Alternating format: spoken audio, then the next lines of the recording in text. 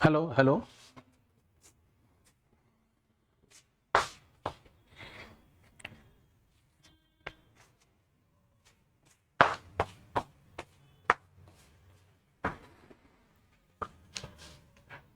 Good morning बच्चों। आज की क्लास हम लोग स्टार्ट करने जा रहे हैं और सभी बच्चे तेजी से जुड़ जाएं। आज का एक बेहतरीन सेशन है जो उत्तर प्रदेश पुलिस को नज़र में रखते हुए इस सेशन को बनाया गया है। इसलिए बहुत ही प्रमुख और महत्वपूर्ण प्रश्न हैं इंडियन ज्योग्राफी से, जिसको हम यहाँ पर सॉल्व करेंगे और आने वाले एग्जाम के लिए अत्यधिक महत्वपूर्ण प्रश्न। अगर हम प्रश्न संख्या 1 की बात करें तो निम्नलिखित कथनों में से कौन सा कथन सही नहीं है। सभी बच्चे तेजी से जुड़ रहे हैं। Good morning Surabhi, good morning Vivek, good morning Abhishek, और इसके साथ ही साथ सभी लोग इसका आंसर देंगे। निम्नलिखित कथनों में से कौन सा सही नहीं है। अगर हम देखें तो काली मिट्टी को स्थानीय भाषा में रेगुर कहा जाता है। ये सही है। काली मिट्टी को रेगुर के नाम से जाना जाता है और कपास की खेती जो होती है उसके लिए ये महत्वपूर्ण मिट्टी है। सेकंड, हम देखेंगे क्रेब्स के अनुसार रेगुर मिट्टी अनिवार्य रूप से एक परिपक्व मिट्टी होती है। ये प्रश्न में हमेशा रहा है कि रेगुर मिट्टी को एक परिपक्व मिट्टी कहा जाता है और इस मिट्टी में आर्द्रता, नमी धारण करने की उच्च क्षमता होती है। ये तीनों ही कथन सही है, परंतु कथन जो चौथा है कि ये हिमालय क्षेत्र में पाई जाती है, ये गलत है। ये हिमालय क्षेत्र की नहीं है। ये जो है कपास के लिए महत्वपूर्ण मिट्टी, ज्वालामुखी का क्षेत्र जो है वहां के लिए महत्वपूर्ण है, परंतु हिमालय क्षेत्र में नहीं। अगला, मैकमोहन रेखा जो है वो किन दो देशों के मध्य स्थित है। बड़ा सिंपल सा प्रश्न है। यदि हम भारत और पाकिस्तान के बीच बंटवारे की बात करें तो रेडक्लिफ रेखा जो है वो भारत और पाकिस्तान के मध्य जो है वो है। भारत व चीन के मध्य जो रेखा है उसका नाम मैकमोहन रेखा है। इसी प्रकार भारत व म्यांमार के बीच इंडो बर्मा बैरियर है। म्यांमार का जो पहले नाम था वो बर्मा था, तब इसकी राजधानी रंगून हुआ करती थी। मांडले जेल प्रमुख है जो म्यांमार में है। तिलक को पत्रकारिता के चलते जो पहली बार जेल हुई थी 6 वर्ष की उम्र कैद, वह मांडले जेल थी। बर्मा कहा जाता था। वर्तमान में म्यांमार की जो राजधानी है वह नाय पाय ताय है वर्तमान में। और भारत एवं नेपाल के बीच महाकाली नदी जो है वो सीमा का निर्धारण करती है। अगला महत्वपूर्ण प्रश्न जो है आपके सामने कि निम्नलिखित में कौन मृदा से संबंधित है। इस प्रकार का प्रश्न सदैव पूछा जाता रहा है, याद रखेंगे। जैसे मैं बताता रहा हूं कि जैसे आर्थोपेडिक सर्जन हड्डियों का डॉक्टर होता है, इसी प्रकार से प्रश्न बनता है कि स्त्रियों के लिए जो डॉक्टर है उसे क्या कहा जाता है या गायनोलॉजिस्ट किसे कहा जाता है। इस प्रकार के कुछ प्रश्न जैसे कि नेफ्रोलॉजी के तहत किसका अध्ययन होता है।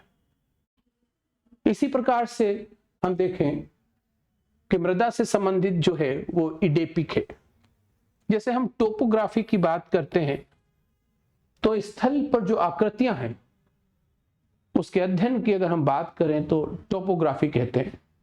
जैसे चंद्रमा का जो अध्ययन है वो सेलेनोलॉजी कहलाता है। सेलेनोलॉजी चंद्रमा के अध्ययन को कहा जाता है। इसी प्रकार ब्रह्मांड का जो अध्ययन है उसे कॉस्मोस कहा जाता है।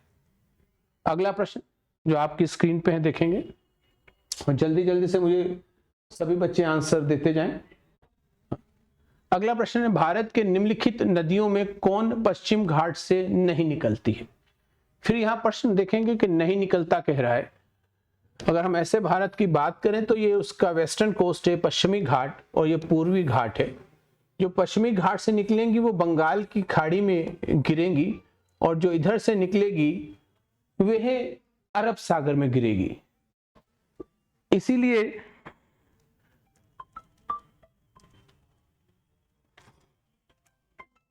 इसे उल्टी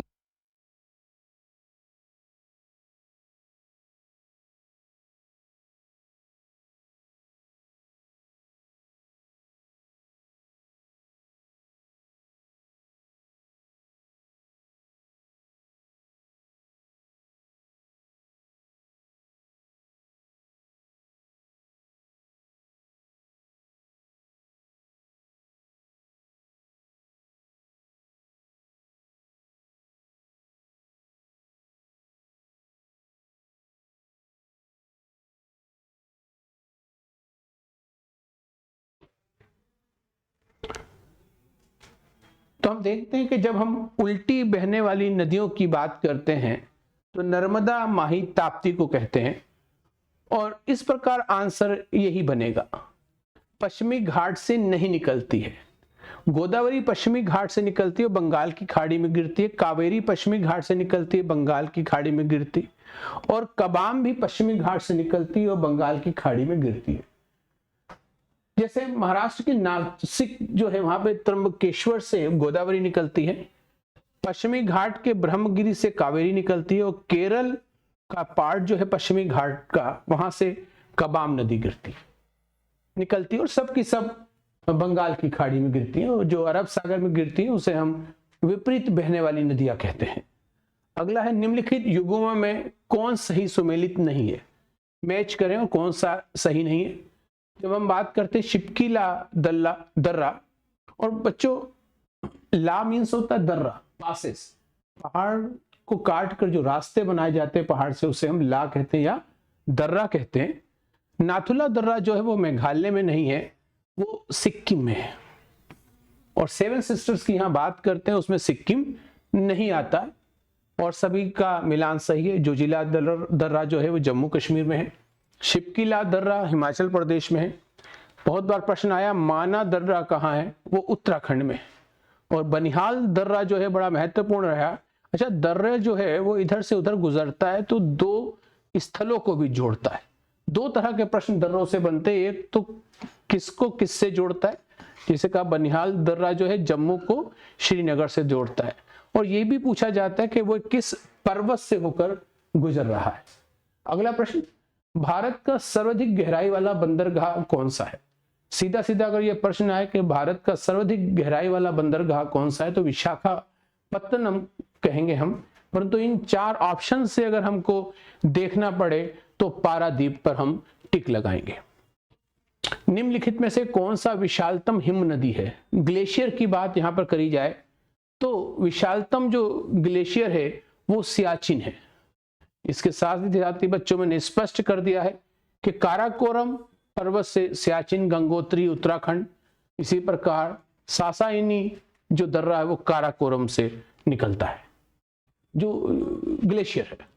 निम्नलिखित लोहा एवं इस्पात कारखानों में से कौन कच्चे माल क्षेत्र के समीप नहीं है। ये बड़ा स्पष्ट सा है। जब हम दुर्गापुर की बात करें, हम जमशेदपुर की बात करें, हम राउरकेला की बात करें या सेलम की, अधिकतर जो भी कारखाने हैं उनके नजदीक में ही क्या है कि कच्चे माल का क्षेत्र है। यदि हम देखें तो जमशेदपुर, दुर्गापुर और राउरकेला के आसपास कोयला क्षेत्र और तमाम जो है वो कच्चे माल का क्षेत्र है, परंतु तमिलनाडु का जो सेलम है उसके नजदीक कोई भी कच्चे माल का क्षेत्र नहीं। जमशेदपुर झारखंड में है, दुर्गापुर छत्तीसगढ़ में और राउरकेला उड़ीसा में। अगला प्रश्न देखते हैं कि निम्नलिखित देशांतरों में कौन सा भारत की मानक मध्याह्न रेखा है, स्टैंडर्ड लाइन कौन सी है, टाइम लाइन कौन सी पूछा गया है। और सदैव मैंने जब भी टाइम लाइन की चर्चा की है या मैं जब इक्वेटर के साथ साथ जैसे लेटीट्यूड और लॉन्गिट्यूड की बात करते हैं, जब हम लेटीट्यूड और लॉन्गिट्यूड की जब भी हम चर्चा करते हैं तो उसके साथ नॉर्थ, ईस्ट, वेस्ट, साउथ लिखना जरूरी है। अगर हम देखें ग्लोब पे और ऐसे इक्वेटर हाफ करता है। इसके पैरेलल जो रेखाएं खींची जाती हैं इन सबको हम लेटीट्यूड कहते हैं, अक्षांश रेखाएं कहते हैं। ये 0 अंश से इक्वेटर होता है तो 1 2 3 4 ऐसे ऊपर हो रहा है और ऐसे ही 1 2 3 4 नीचे हो रहा है। तो 0 अंश से अगर पूरे के पूरे ग्लोब को इस तरह से 20 से काट दें तो 360 अंश का ये गोला है तो 180 ऊपर हो जाएगा और 180 नीचे हो जाएगा। 0 से 1 2 3 4 करते 180 यहाँ जाएंगे, 1 2 3 4 करते 180 इधर आएंगे। इसी प्रकार अगर ऐसे देशांतर जो है बीचों बीच से जाता है, टाइमलाइन कहते हैं, उसके पैरेलल जो रेखाएं खींची जाती हैं इनको हम लॉन्गिट्यूड कहते हैं। और ये भी 1 2 3 4 ऐसे होती हैं ईस्ट और 1 2 3 4 ऐसे होती हैं वेस्ट। इसी प्रकार 1 2 3 4 इधर जाते हैं तो नॉर्थ और इधर जाते हैं तो साउथ। यहाँ पे मैं ये समझाना चाह रहा हूँ कि किसी भी डिग्री को लिया जाए उसके साथ नॉर्थ और साउथ या ईस्ट और वेस्ट लिखना जरूरी है, क्योंकि हम 0 से इधर 40 जाते हैं या इधर 40 जाते हैं तो ये बताना पड़ेगा कि हम वेस्ट में गए कि ईस्ट में गए। इसी प्रकार इक्वेटर से इधर जाते हैं या इधर जाते हैं तो वो भी हमें स्पष्ट करना पड़ेगा। टाइम जो है वो सदैव लॉन्गिट्यूड से निर्धारित होता है। और अगर विश्व में देखते हैं पूरे ग्लोब को तो 0 अंश लंदन से ग्रीनविच रेखा ये निकलती है और 0 से 82.5 भारत की जो मानक समय रेखा है वो ये है और ये किधर जा रही है, ईस्ट में। इसलिए जो आंसर होगा वो 82.5 जो होगा वो पूरब होगा। ये समझाना जरूरी था कि पूर्वी पश्चिमी का तात्पर्य क्या है। अगला प्रश्न, नेलांग घाटी किस राज्य में स्थित है? नेलांग घाटी किस राज्य में स्थित है? सीधा सा ये प्रश्न है और इसका जवाब आप लोग मुझे जल्दी से कमेंट में दें। और अगला प्रश्न देखते हैं, निम्नलिखित दर्रों में से किससे होकर लेह जाने का रास्ता है? मैंने अभी बात करी थी कि जम्मू से श्रीनगर जाने का रास्ता। तो दर्रे जो हैं वो रास्ते भी बनाते हैं, जैसे कि श्रीनगर को लेह से जो जोड़ता है वो जोजिला दर्रा जोड़ता है, लेह जाने का रास्ता। इसी प्रकार शिपकिला दर्रा जो है वो भारत को तिब्बत से जोड़ता है। तो इस प्रकार यहां पे स्पष्ट हो जाता है कि कौन सा दर्रा कहां पर और किसको जोड़ता है।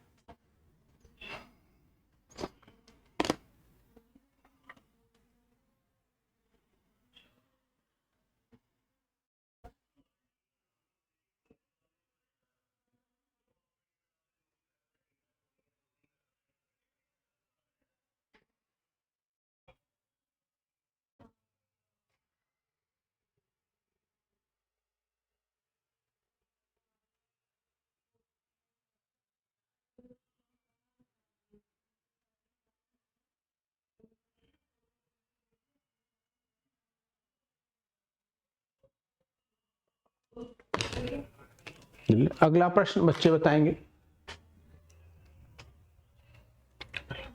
भारतीय प्रायद्वीप की सबसे ऊंची चोटी कौन सी है?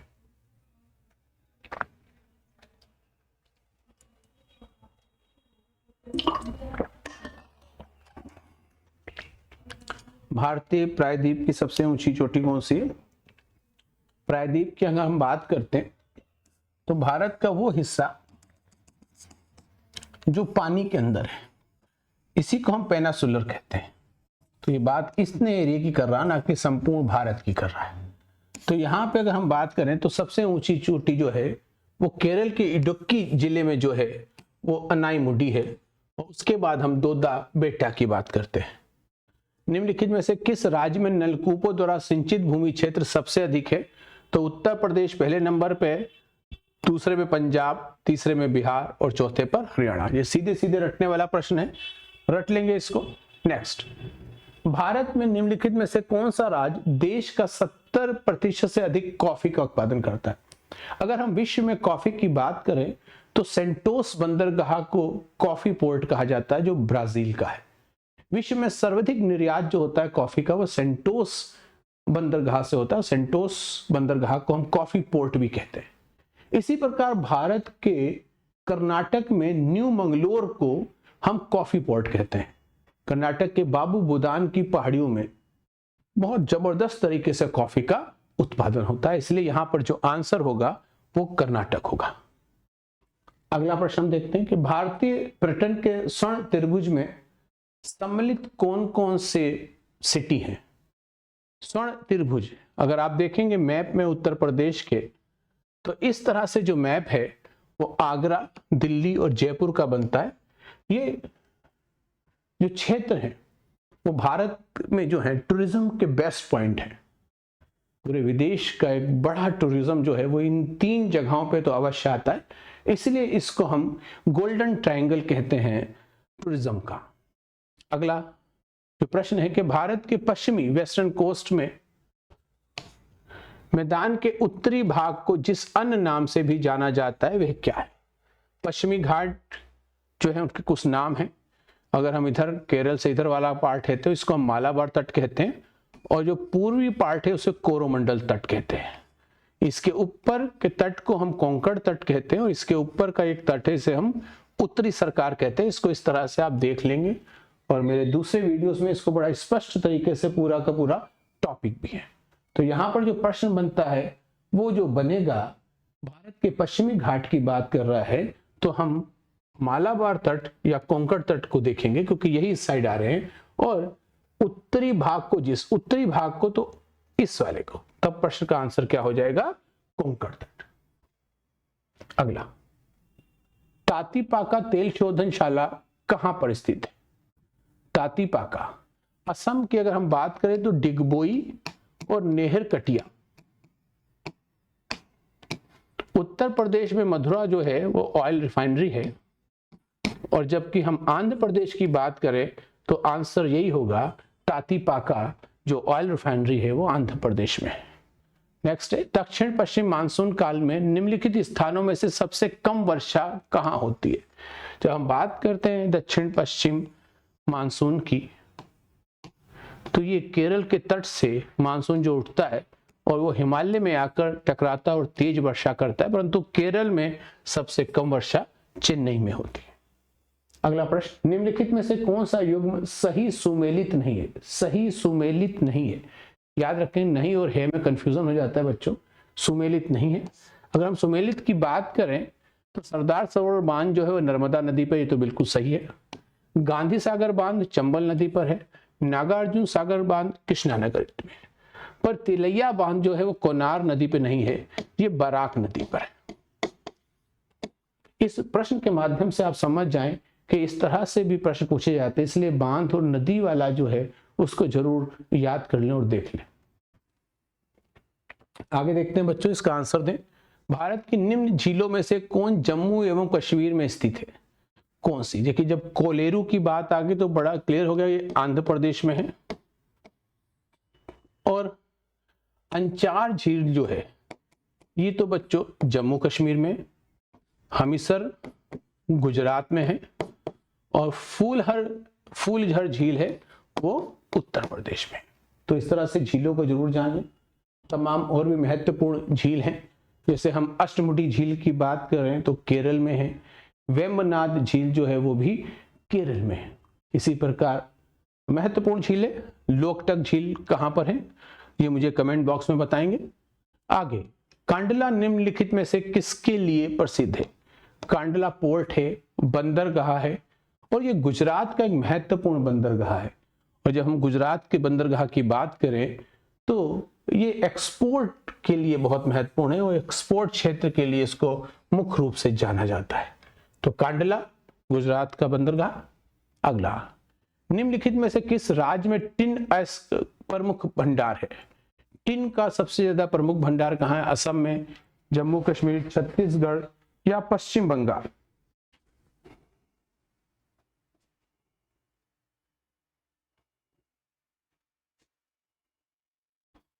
अगर हम बात करें तो टिन का एकमात्र उत्पादक राज्य जो है वो छत्तीसगढ़ है। इसके अलावा किसी भी राज्य में टिन का उत्पादन नहीं होता।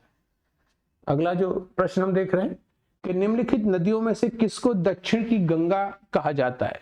दक्षिण की गंगा कावेरी को कहा जाता है या गोदावरी को। इसको लेके बच्चों को सदैव जो होता है संदेह होता है, परंतु कावेरी जो है उसे दक्षिण की गंगा कहा जाता है। अगला प्रश्न है, भारत के निम्नलिखित तटों में से कौन कृष्णा डेल्टा एवं केप कोमोरिन के मध्य स्थित है?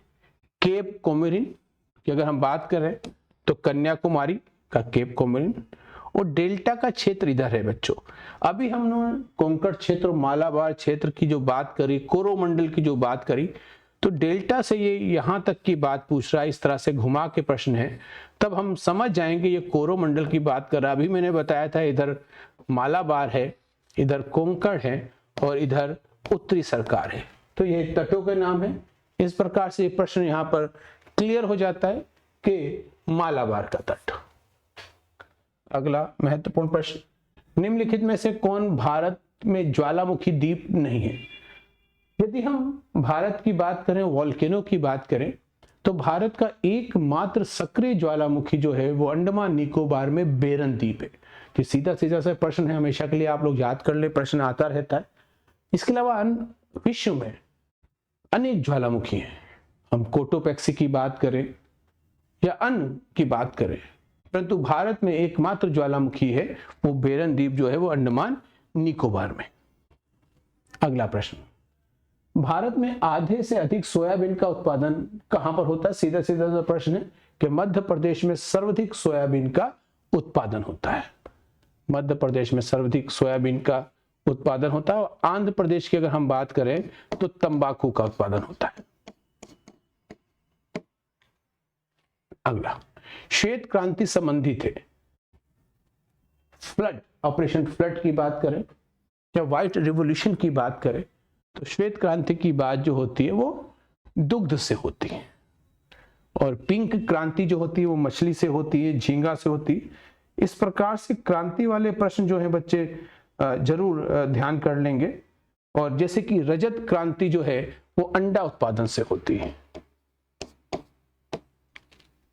अगला प्रश्न है, 49वीं समांतर सीमा, ये भारत और पाकिस्तान के बीच की रेड क्लिफ, भारत एवं चीन के बीच की मैकमोहन। अब प्रश्न आता है कि 49वीं समांतर रेखा, इस तरह से जो अक्षांश रेखा निकल रही है वो ऐसी कौन सी अक्षांश रेखा है कि दो बड़े देशों के बीच में लमसम बराबर निकलती है? तो कनाडा और अमेरिका की अगर हम बात करें तो 49वीं समांतर रेखा देखेंगे, 49वीं अक्षांश रेखा, 49 नॉर्थ में अक्षांश रेखा देखेंगे, बहुत दूर तक वो पैरेलल है कि दो देशों की बीच की बाउंड्री बनाती है। अगला, भारत का सबसे बड़ा संघ राज्य, ये यूनियन टेरिटरी की बात कर रहा है, और क्षेत्रफल के आधार पर भारत का सबसे बड़ा संघ राज्य जो है वो दिल्ली है। और इसी के साथ ये 30 प्रश्न हमने पूरे कर लिए हैं। इन 3 प्रश्नों को पूरा करते ही एक छोटा सा विचार है जो अपने बच्चों के साथ में हमेशा शेयर करना चाहता हूं। विचार ही व्यक्ति के व्यक्तित्व को बदल देते हैं। बड़े बड़े महापुरुषों ने आकर किसी का हाथ पकड़कर उसे अपने साथ कहीं ले नहीं गए, उनके द्वारा कहे गए जो विचार थे उसने व्यक्ति के हृदय को इस तरह से झकझोर दिया कि उसके जीवन की दिशा भी बदल गई और दशा भी बदल गई। जब जागो तब सवेरा, और कौन सी बात कब किस राह चलते इस व्यक्ति को समझ में आ जाए। यदि हम बात करें तो सोच भले नई रखो लेकिन संस्कार पुराने ही अच्छे होते हैं। इस कलयुग में, आधुनिकता की दौड़ में जिस प्रकार युवा भाग रहे हैं, दौड़ रहे हैं और गिर रहे हैं, उसके चलते ये एक लाइन को जरूर मेरे प्रिय छात्र अच्छे से अपने हृदय में बसा लें कि सोच तो नहीं होनी चाहिए, बहुत जरूरी है, वक्त के साथ बदलना है, परंतु जो हमारी जड़ें हैं, जो हमारे पैर हैं, वे संस्कारों से बंधे होने चाहिए। क्योंकि जो व्यक्ति संस्कार विहीन है उसका व्यक्तित्व जो है वो पूरी तरह से विघटित है और वे कभी भी एक सभ्य समाज का निर्माण नहीं कर सकता। बदलना है, हमें तेजी से बदलना जरूरी है, इस रफ्तार के साथ चलना है, परंतु अपनी मर्यादाओं को, अपने मान को, अपने प्रतिमान को, अपने मूल्यों को, बड़े बुजुर्गों द्वारा दी गई शिक्षा, अपने संस्कारों को हमें त्यागना नहीं है। उसके साथ ही हमें महान बनना है, क्योंकि हमारे महान बनने की पहली शर्त ही यही है कि हम संस्कारवान हों, ना कि संस्कार विहीन। इसके साथ ही मैं अपनी बात को यहीं पर समाप्त करता हूं। फिर नए सेशन के साथ पुनः मुलाकात होगी। नमस्कार।